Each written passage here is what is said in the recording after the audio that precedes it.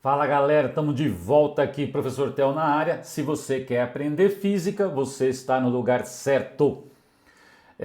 Hoje eu vou resolver a prova da EAR. Hoje é 3 de junho de 2025, a prova foi dia 1º de junho. Eu não tive tempo ainda, estou fazendo agora aqui com vocês. Fica claro que hoje é uma correção da prova, então nós não vamos trabalhar cada questão com muito detalhe, porque senão a gente levaria muito tempo para resolver. A prova tem 24 questões de física, né? A prova da EAR é longa, então a gente tem que resolver rápido. Mas se você se interessou por alguma questão e quer um pouco mais de detalhe, é só você entrar em contato que eu faço aí para você. E sem mais delongas, porque senão o vídeo fica muito longo, vamos para a correção da prova da EAR. Então vamos lá, galera. Primeira questão aí da EAR diz aí o seguinte: no circuito elétrico a seguir, todas as lâmpadas são constituídas por resistências ômicas. O que quer dizer isso? Que a resistência é constante. A fonte e os condutores são ideais, o circuito é alimentado por uma fonte ideal de 20 volts e as lâmpadas possuem resistências ômicas dadas por... Aí ele está dando as resistências das lâmpadas aí, para ganhar tempo, né? Senão a prova fica muito longa, a correção. Eu já anotei o valor das resistências todas aqui embaixo. Após um determinado tempo, a lâmpada L5, galera, que é que está aqui, ela queima. E ele quer que você assinale a alternativa que indica o valor da nova intensidade da corrente elétrica total fornecida pela fonte, em ampere, que percorre o circuito e o que ocorre com a potência total do circuito após a lâmpada L5 se queimar. Bom, se a lâmpada L5 se queimou, galera, ela está nesse ramo aqui, né? Então nesse ramo não passa mais corrente. Então eu tenho um circuito apenas em série, onde a corrente vem e passa por essa lâmpada L1 de 0,4 ohms, pela lâmpada L2 de 4 e L6 de 1 ohm e retorna. Só tem esse caminho. Então eu calculei a corrente é a DDP pela resistência total equivalente. A DDP é 20 volts, tá aqui, e a resistência está em série, né? 1 mais 4, 5, mais 0,4, 5,4. Feito a conta, 3,7 amperes. Essa é a corrente no circuito. Mas ele também está perguntando o que acontece com a potência. A gente poderia ir direto, vendo que, como aqui tinha circuito em paralelo, e circuito em paralelo diminui a resistência equivalente. Quando esse circuito em paralelo desaparece, ficou só em série, aumenta a resistência equivalente. E aumentando a resistência, diminui a potência. Tá? Bastava isso. Mas eu calculei aqui para vocês, tá? Só para você dar uma olhada, a resistência equivalente se a lâmpada L5 não tivesse queimado, né? Então eu teria 12, 12, 12 em série, que dá 36, ligado em paralelo com 4. Eu calculei e liguei em série com 0,4 e 1 ohm. Para você ver que se a lâmpada não tivesse queimado, a resistência total era 5 ohms. Depois que ela queima, a lâmpada L5, a resistência equivalente ficou 5,4. Aumentou a resistência. Aumentando a resistência, a potência diminui, tá? Ou seja, nós estamos em qual alternativa, né? Alternativa A, né? A corrente é 3,7 e a potência irá diminuir, tá? Porque a resistência equivalente aumenta. Alternativa A, questão 49. Vamos para a próxima. Questão 50. A questão 50 diz aí: avalie as informações abaixo sobre unidades de medidas em sistemas de grandezas físicas. Tá? Ele está dizendo a unidade associada com a grandeza e intensidade luminosa é a candela. Isso está correto, tá, galera? Isso é verdadeiro. Não sei se vocês lembram disso, mas isso aqui é verdadeiro. A unidade associada à grandeza, quantidade de matéria é o metro. Não, né, galera? É o mol, né? Não tem nada a ver com metro. A unidade associada com a grandeza, intensidade de corrente elétrica é o ampere. Opa, verdade. E a unidade associada com a grandeza temperatura termodinâmica é o Celsius. Falso, né, galera? É o Kelvin. Então você tem que ter aí correto apenas a 1 e 3. 1 e 3 está me dando a alternativa B. 50, alternativa B. Vamos para a próxima. 51, galera. Ele diz aí: durante um voo, o piloto do avião detecta uma perturbação na forma de uma onda. Ele observa que seu equipamento, que é a onda gerada por um motor, possui uma frequência de 7.200 rotações por minuto. O gerador dessa onda transversal observada tem uma representação gráfica conforme a figura a seguir. Então aqui está representando graficamente a onda. Veja que aqui eu tenho as medidas em milímetro, né? E aqui eu tenho as medidas em centímetros. Assinale a alternativa que indica respectivamente o comprimento de onda, então ele quer o lambda em centímetros, a amplitude em milímetros e a velocidade de propagação em centímetros por segundo. Então bora lá. Para calcular o comprimento de onda, que foi a primeira pergunta, é 2 centímetros, galera. 2 centímetros para nós, né? Aqui, ó, a onda, isso aqui é uma onda. Isso é uma onda. Saiu do 0, foi até o 2, comprimento 2 centímetros. A amplitude, professor, é a altura aqui, ó, 8 centímetros, do 0 até o 8, ou do 0 ao menos 8. A amplitude é 8 milímetros, né? Aqui está em milímetro. E a velocidade é a equação fundamental da ondulatória. A velocidade é lambda vezes a frequência. Então, lambda é de 2 centímetros, que a gente tinha achado aqui, e a frequência ele deu como 7.200 rotações por minuto. Por minuto quer dizer por 60 segundos. Olha lá, centímetros por segundo. Então, eu dividi por 60, porque estava em por minuto e eu quero por segundo. Fazendo essa conta, 2 vezes 7.200 dividido por 60 vai dar 240. Eu tenho centímetros, eu tenho segundo, eu tenho centímetros por segundo. Então, resposta 2 centímetros, 8 milímetros, 240. 2 centímetros, 8 milímetros, 240. Alternativa C para 51. Foi? Espero que sim. Então, bora para a próxima. A próxima é a questão 52. O conhecimento da óptica estão presentes em diversas áreas de nossa vida. Exemplos simples disso estão nas montadoras automobilísticas, que ao projetarem seus veículos, inserem lentes convexas nos espelhos retrovisor externo dos carros, nos microscópios eletrônicos responsáveis por caracterizar materiais nas lentes de aumento utilizadas por oculistas para corrigir a visão e etc. Dessa forma, assinale a alternativa que indica corretamente a utilização de elementos e objetos ópticos.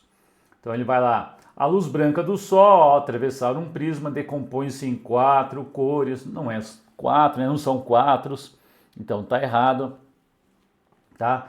B. A lupa consiste numa lente convergente, perfeita, de pequena distância focal, cuja finalidade é aumentar o tamanho do objeto, né? Na verdade, aumentar a imagem, né? Isso aqui está esquisito, mas é a resposta correta, galera. Não tem outra alternativa. Alternativa B, a questão 52 é a alternativa B.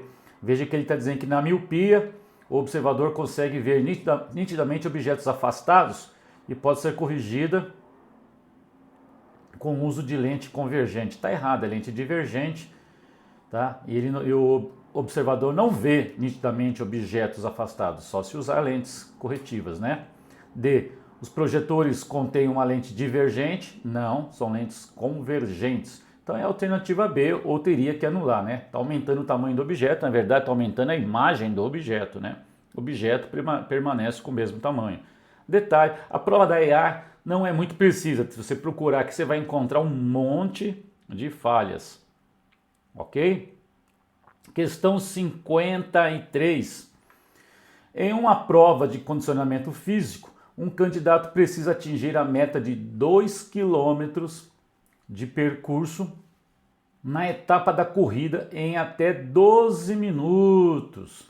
A velocidade média da corrida do candidato é de 3 metros por segundo. Assinale a alternativa que apresenta o tempo aproximado em minutos para o candidato completar os 2 km de prova. E qual a velocidade aproximada em metros por segundo que esse candidato precisa para alcançar 3 km nos mesmos 12 minutos da prova. Vamos lá? Então, é isso aqui, né, galera? Velocidade ΔS, ΔT, eu quero o tempo. Vou pegar o deslocamento e dividir pelo tempo. O deslocamento é de 2 km, 2.000 metros. A velocidade, né? Vamos dividir pela velocidade. 3 metros por segundo, tá? tá? Feita essa conta, eu só simplifiquei, tá? Na verdade fiz a conta, perdão, né? 2.000 por 3, mas isso aqui está em metros por segundo, como ele pediu por minuto, né? Eu vou ter que dividir por 60, porque aqui, ó, metro vai embora com metro, sobra segundo. Do jeito que eu fiz, eu estou calculando o tempo em segundos, tá? Mas como ele quer em minuto, eu peguei e dividi por 60, por isso que tem esse 1 sobre 60 aqui.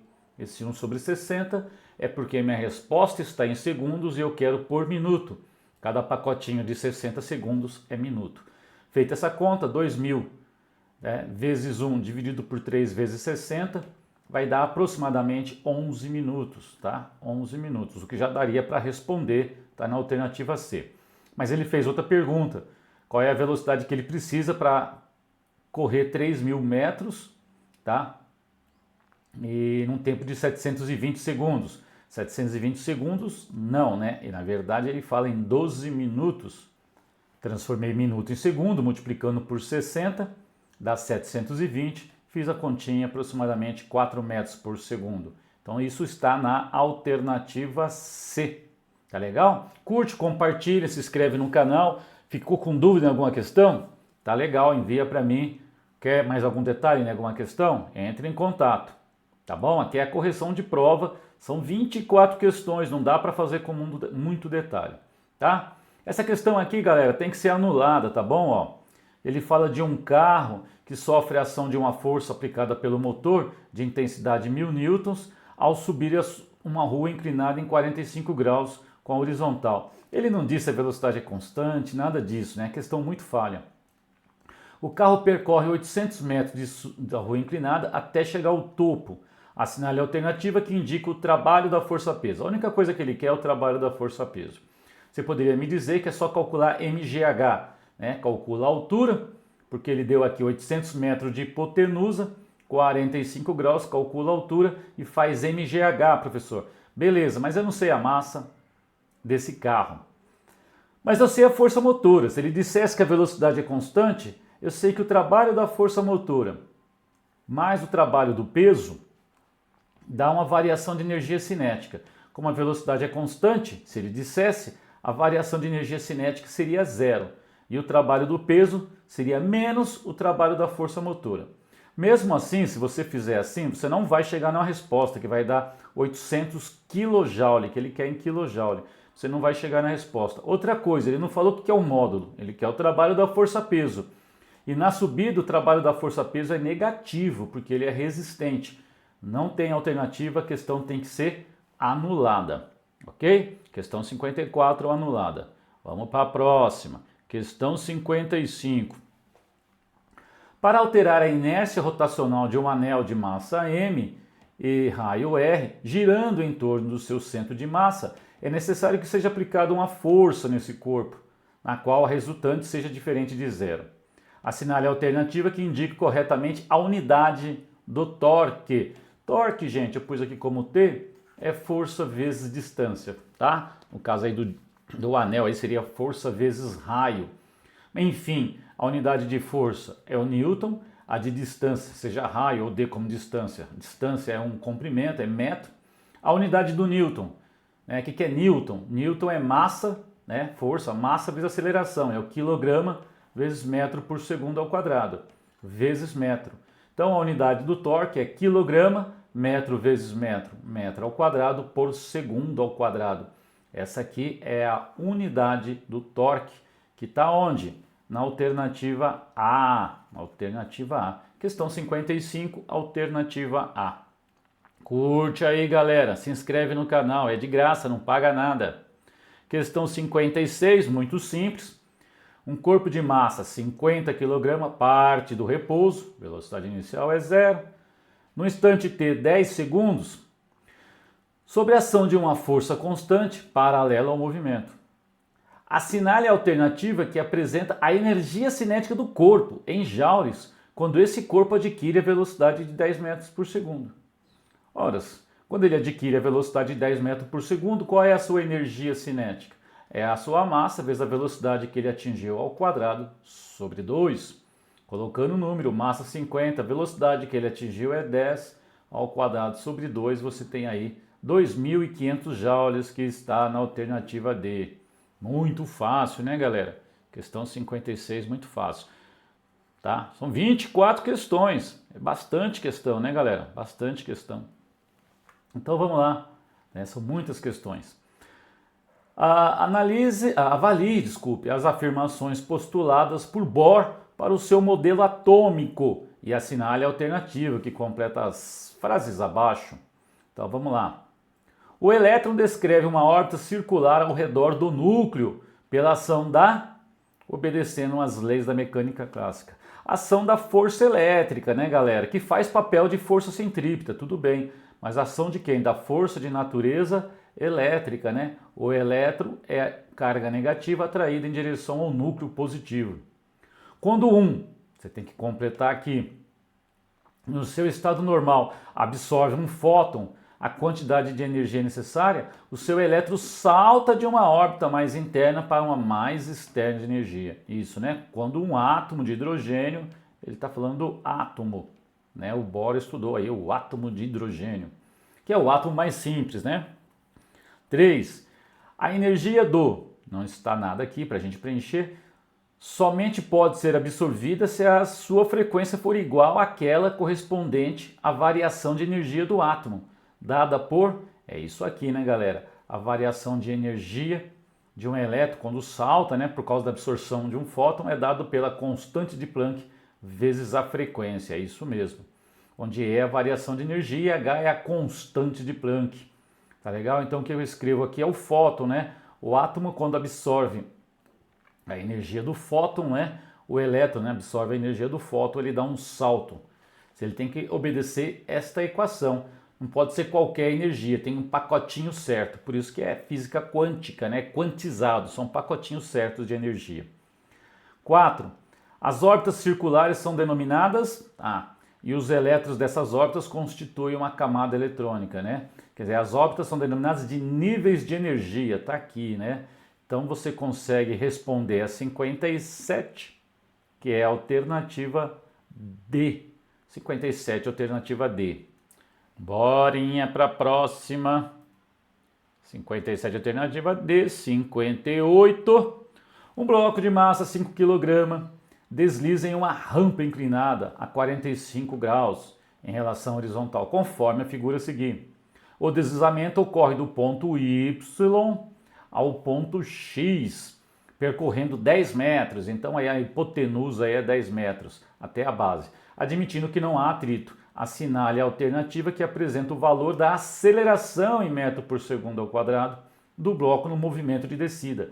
E ele quer a intensidade da força de reação normal também, em Newton, que age sobre o bloco.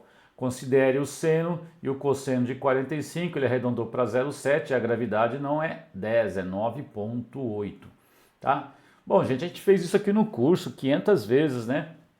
Descendo aqui, ó, decompus o peso em Px, Py, é o Px que acelera o bloco, morro abaixo aqui, né? Então Px é a força resultante que acelera, ele é igual a massa vezes aceleração, Px mg seno de 45, corta a massa dos dois lados e a aceleração é g seno de 45.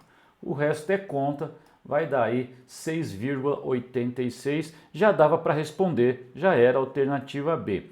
Mas se você está na dúvida, calcula a normal. A normal equilibra com o PY. Então está aqui. PY, peso é mg. O PY é adjacente ao ângulo de 45 graus, né? Por quê, professor? O ângulo que tem no plano inclinado está sempre entre PY e P. A gente faz demonstração disso no nosso curso, tudo direitinho, então qualquer dúvida pergunte. Então o Px vai com cosseno, mesmo assim se fosse seno cosseno, 45 graus tem o mesmo seno, o mesmo cosseno, né? Então se você fizer essa conta, massa 5, gravidade 9,8, cosseno de 45,07, vai dar 34,3 newtons, que está realmente na alternativa B. Então, qual é essa questão? 58, 58, alternativa B. Bora ir para a próxima. Questão 59. Questão 59 diz o seguinte: uma família de 5 pessoas mora em uma residência que é alimentada por uma tensão de 127 volts. Todos os dias, cada membro da família toma um banho durante 20 minutos e 2 membros utilizam um secador de cabelo por 30 minutos cada. Sabendo que as potências do chuveiro e do secador de cabelo são, respectivamente, 5.000 watts e 1.667 watts, e que a empresa de eletricidade cobra 30 centavos por cada quilowatt-hora, assinale a alternativa que indica aproximadamente a contribuição do consumo mensal de energia em reais, tá? Do chuveiro e do secador de cabelo. Considere um mês com 30 dias, 1 kWh, tal, tantos joules. Tem informação aqui desnecessária. Você vai lá beber da definição de potência. Potência é energia no tempo. Fechou? Então a energia é exatamente potência vezes tempo. Vamos lá. O chuveiro é de 5.000 watts. 5.000 é 5 kg, galera. 5 kW. Quanto tempo? Horas. São 5 pessoas tomando banho, não é isso? Cada uma com 20 minutos. 5 pessoas a 20 dá 100 minutos. 100 minutos em 30 dias dá 3.000 minutos. 3.000 minutos. Ok? Mas eu dividi em pacotinhos de 60 minutos porque eu quero em hora. 3.000 dividido por 60 me dá em hora. São 3.000 minutos, eu divido por 60 para obter hora. E aqui eu tenho quilowatts vezes hora. Fiz a mesma coisa para o secador. Tá? O secador é de potência 1.667 kW, que dá 1,667 kW, né? Beleza? Aliás, desculpa, o secador é de 1.667 watts, eu transformei em kilowatts para fazer a conta. E o tempo que a gente fica usando o secador, tá? São quanto? 30 minutos, são 2 pessoas. 2 pessoas a 30 minutos é 60 minutos, 1 hora. 1 hora por dia. 1 hora por dia, em 30 dias, 30 horas. Tá indo? Tá? Feita essa conta e somado, tá? Eu cheguei aí aproximadamente numa energia de 300 kWh. Cara, mas cada quilowatts-hora, turminha, é 30 centavos. Eu multipliquei isso por 30 centavos. 1 kWh, 30 centavos. 300 kWh, multipliquei, dá R$90, o que está na alternativa D. Ok? Então estamos aí com a questão número 59, alternativa D. Bora para a próxima. Questão 60. Cansativo. Eu estou indo rápido para não ficar muito longo o vídeo. Depois você entra em contato, faça pergunta, manda aí pra gente aí o que você quer que te explique com mais detalhes. A figura a seguir representa uma lâmina de faces paralelas. Então você está vendo aqui uma lâmina de faces paralela, correto? De espessura 6 centímetros, que está marcado aqui, que é constituída de um material de índice de refração raiz de 2. Um raio de luz que se propaga no ar incide na lâmina formando um ângulo de 45 graus com a normal. Assinale a alternativa que indica o valor aproximado em centímetros do desvio lateral sofrido pelo raio de luz incidente. Ele pede para você, te dá aqui, né, os valores de seno de 45 raiz de 2 sobre 2, seno de 15, 0,26 e o cosseno de 30, 0,87. E o índice de refração do ar, como a gente já está acostumado, 1. Ok? Então a luz entra aqui, ó, sofre uma refração, fecha com a normal, porque diminui a velocidade, depois volta para o ar, abre de novo. Então o caminho, se ela não batesse em nada, não passasse pelo vidro, seria esse. Então ela está sofrendo um desvio lateral aqui. Ela passaria direto se não fosse esse elemento aqui, mas ela sofreu um desvio, 2 desvios, né? Quebrou aqui de novo, então saiu com um desvio lateral aqui embaixo. É isso que ele quer que você calcule. Tá legal? Você viu esse assunto no teu colégio? Como você viu isso aí? Bom, o que acontece? Para resolver isso, tem uma formulinha, você não precisava dela, mas daria muito mais trabalho. Uma formulinha que diz que o desvio é dado pela a espessura, que multiplica o seno do ângulo de incidência menos o ângulo de refração, dividido pelo cosseno do ângulo de refração. Como eu não sei o ângulo de refração, primeiro, para poder usar isso, eu tenho que usar Snell, né? Lei de Snell-Descartes. índice de refração do meio de onde a luz vem, vezes o seno do ângulo de incidência, é igual ao índice de refração para onde a luz vai, vezes o seno de refração. Tá? A luz vem da onde? Do ar, então o índice de refração é 1. Seno do ângulo de incidência, ela está incidindo com 45, raiz de 2 sobre 2. Ela vai para o vidro, né? É uma lâmina, ele fala que é vidro? Enfim, não importa, mas tem índice de refração raiz de 2. Está aqui, ela vai para um meio que tem um índice de refração raiz de 2 e tem um ângulo aqui, ó, que é menor que 45, obviamente, que eu não sei quanto vale. Se você cortar a raiz de 2 de um lado, raiz de 2 do outro, você vai ver que o seno de R fica sendo 1 sobre 2, é meio. Se o seno de R é meio, quer dizer que o ângulo de refração é de 30 graus. 30 graus. Agora eu posso usar lá em cima a formulinha do desvio, né? A formulinha do desvio diz que ele é dado pela espessura, 6 centímetros, ele quer em centímetro mesmo, seno de I menos R, 45 menos 30, esse 30 nós calculamos, dividido pelo cosseno de R, que é o cosseno de 30, tá? O seno aqui é 45 menos 30 é 15, tá dado lá em cima, tá? Então tá tudo aqui, ó. Seno de 15 é 0,26, então fica 6 vezes 0,26 dividido por 0,87. Isso vai dar 1,8 centímetros, o que está na alternativa B.